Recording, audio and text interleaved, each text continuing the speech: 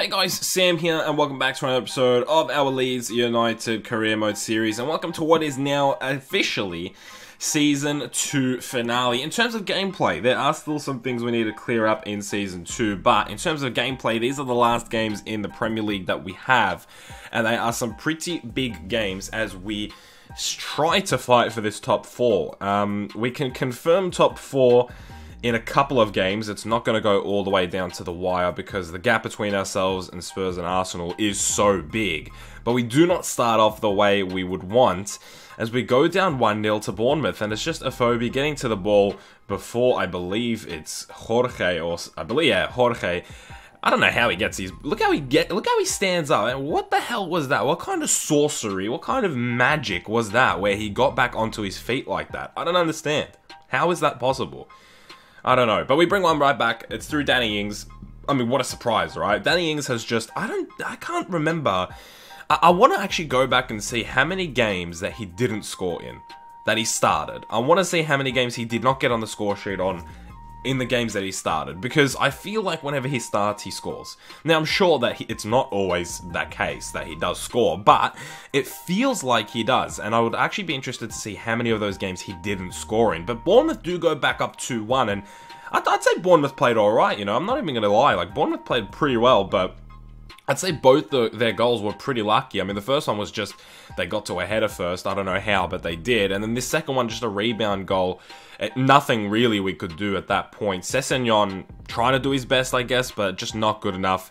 And unfortunately, they go 2-1 up, and we're on the back foot once again, which you just don't want to be, really, because the more on the back foot you are, the longer you're down for, I should say, the harder it becomes, I'd say, because the confidence just goes down. So I wanted to get a goal back, but it took a while to even get more chances. Saiz here with a nice chance. Begovic, though, is a quality goalkeeper, was always going to take that. Entering the last 10 or so minutes of the game, it's Ben Woodburn trying to make something happen. He finds Townsend on the right-hand side on his right foot.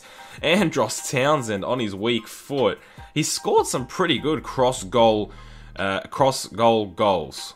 That doesn't make much sense, but I hope you guys know what I mean. Like, across the keeper, he's made some really tight angles work, and he scored some really good goals. So, he brings us back, and it is 2-2. And look, even though it's not 3 points, we are away from home, and in the position that we're in, where we have points to lose, like, we can afford to lose some points, it's not too bad picking up a draw. Townsend there, unfortunately, wasn't able to make a 3-2 to pick up all 3 points, but it is a point away from home. And even though it gives Spurs and Arsenal a chance to get back into this competition for the 4th spot, it's better than no points, because right now, if we drew the rest of these games, we would still be fine. We'd still make the top 4. So that's sort of where I was coming from. I wasn't really stressing about it too much, but we got into this game against Middlesbrough, of course, the team that we played in the Championship last season. Now we get to play them in the Premier League, and again, we lose out to a header.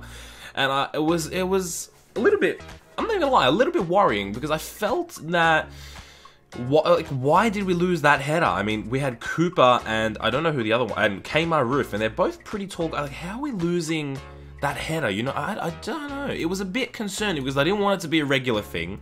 I didn't want us to just keep losing headers. But Middlesbrough were like really tightening the screws. I mean, they had some real pressure on us. Kelly here on the ball.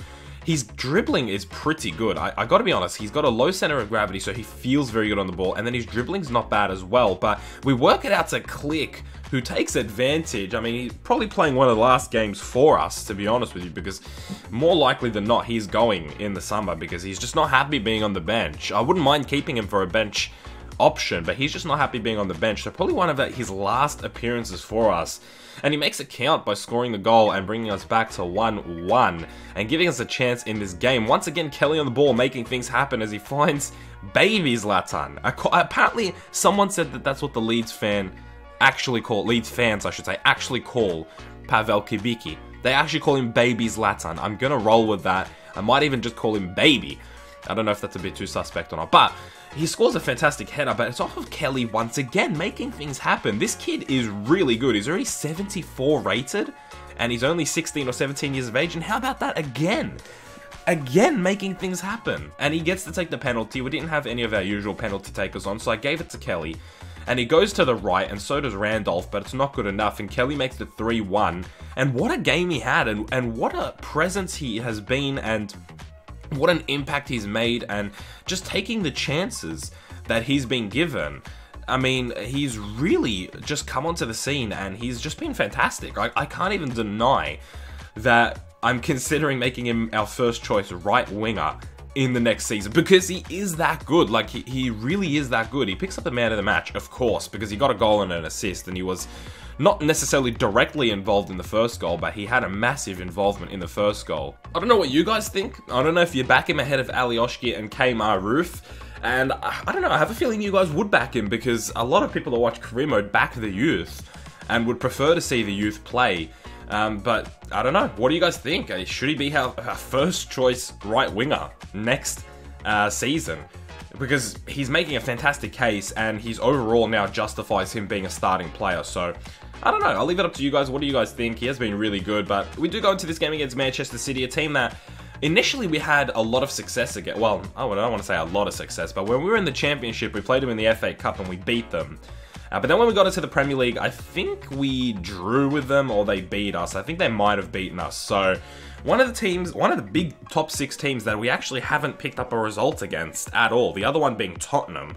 They're the only 2 teams where we haven't even picked up a point against them. And to put it simply, City dominated us.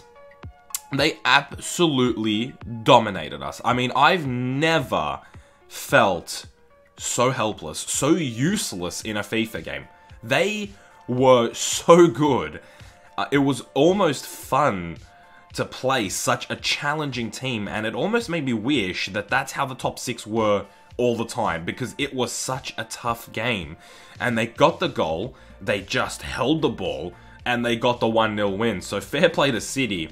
And we're in a position now where, again, we've dropped points. Now, not substantially enough. I should say that, I should have mentioned it when it happened, but when we beat Middlesbrough, we confirmed that we were in the top 4. At this point, these games are formalities. These games do not matter, per se. Once we beat Middlesbrough, Spurs and Arsenal, the idiots, were just simply not picking enough points up. I mean, we drew and won a game, and in that time, both Arsenal and Spurs drew and lost a game. So they only picked up 1 point while we picked up 4.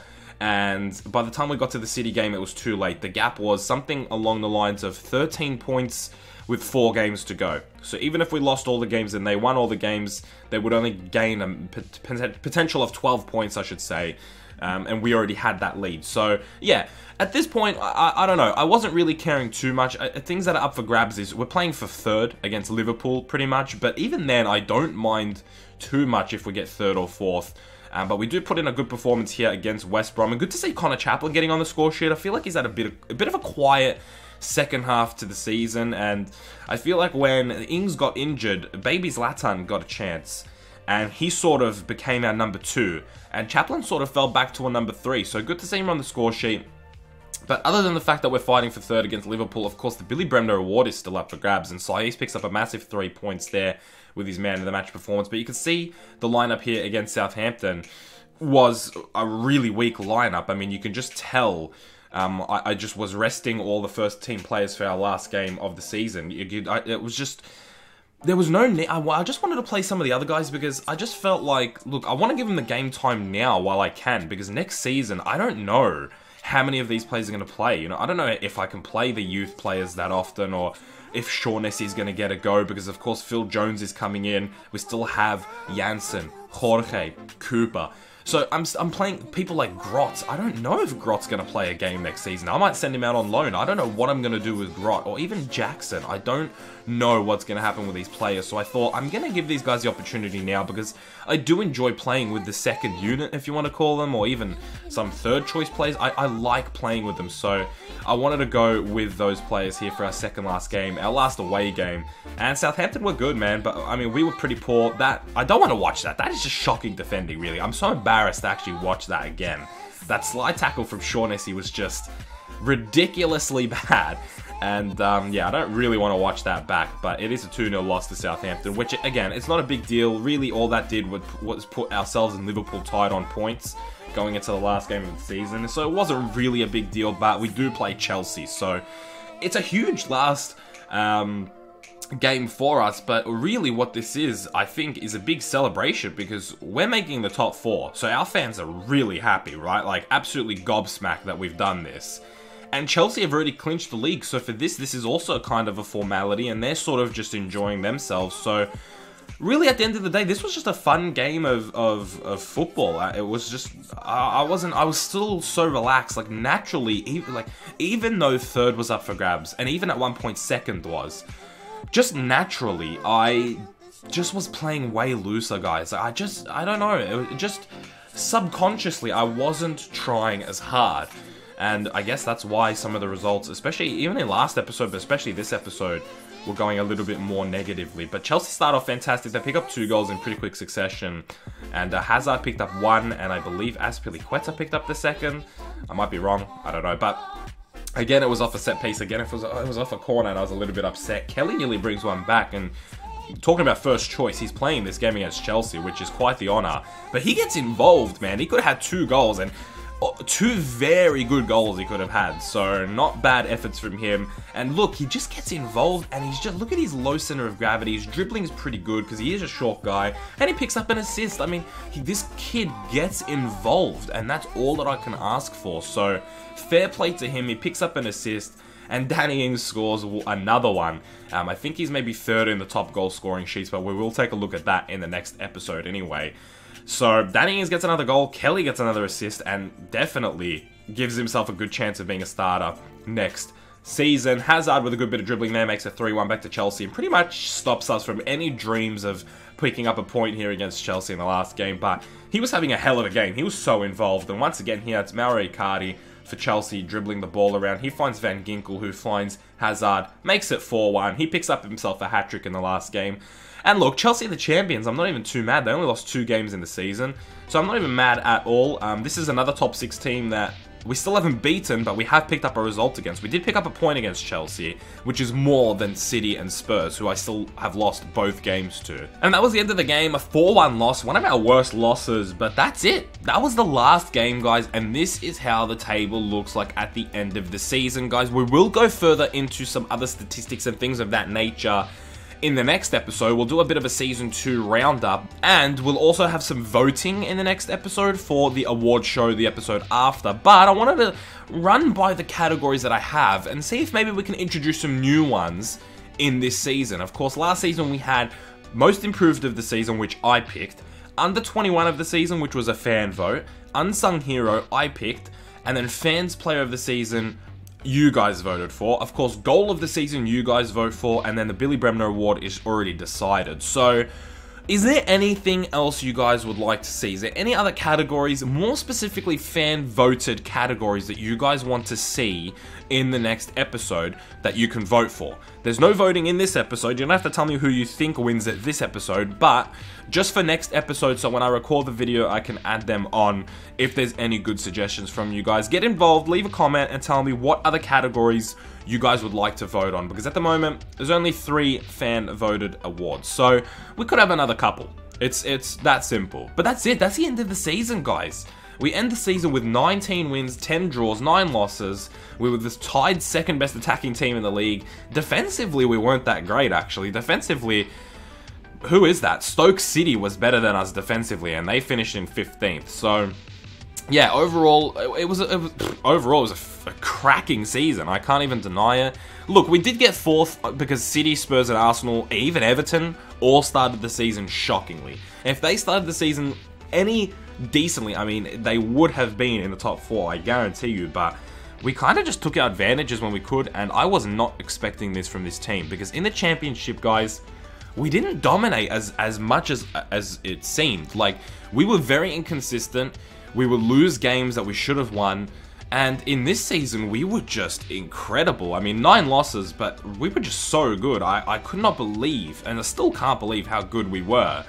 And I'm not complaining, though. Champions League football, potentially if we get through the qualifiers, which that in amongst itself will be a challenge. But yeah, that's it for today's episode, guys. In the next episode, we'll do a bit of a season roundup, get the votes in, and then the episode after that is the award show, and then we start Season 3. And that's going to be a massive one, guys, with Champions League football. So I cannot wait. I hope you guys are excited as well. For those of you who think it's unrealistic, I do apologize. I kind of think it is as well. But we just got to roll with it. We just have to do what... I mean, I don't know. I don't know. But we just got to roll with it, guys. We just have to roll with it. I can't even say that. We just have to continue the career mode. I can't stop this career mode. So we just got to continue, and I hope you guys are along for the ride at the very least to see who we get in the Champions League and what happens. So if you guys did enjoy it, please do leave a like on the video. I hope you guys did enjoy today's video. Hope you had a good day. I'll see you guys in the next one very soon. Keep it real.